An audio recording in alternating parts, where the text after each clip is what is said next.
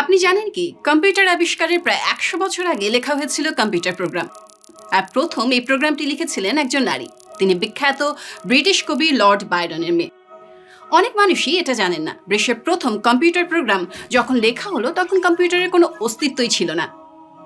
British গণিতবিদ Ada Lovelace ১৮৪৩ সালে এটি লেখেন, যখন সাধারণ বিজ্ঞানে পড়ার অনুমতি ছিল খুব কম নারীর। মাত্র ১৭ বছর বয়সে অ্যাডার পরিচয় হয় কম্পিউটারের জনক হিসেবে পরিচিত গণিতবিদ চার্লস ব্যাবেজের। সারা জীবন তিনি খুবই জটিল mechanical, calculating machine, analytical engine নিয়ে কাজ করে গেছেন। তবে সাধারণের কাছে এটা কেবল একটা ক্যালকুলেটর। অ্যাডা দেখলেন এই মেশিন কেবল সংখ্যা নিয়েই কাজ করে না, এটা দিয়ে সঙ্গীত কম্পোজ করা যায়। বার্নৌলি সংখ্যা গণনা করার একটি পদ্ধতিও আবিষ্কার করেন অ্যাডা, আর এটাই প্রথম কম্পিউটার প্রোগ্রাম হিসেবে পরিচিত।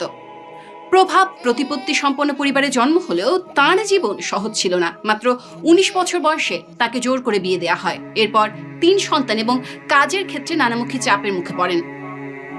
লাইব্রেরি থেকে নোট আনার জন্য স্বামীকে পাঠাতেন তিনি। সামাজিক ও ব্যক্তিগত সব বাধা পেরিয়ে অ্যাডা লাভলেস কম্পিউটারের জগতে বিপ্লব ঘটান এবং হয়ে ওঠেন পথ প্রদর্শক।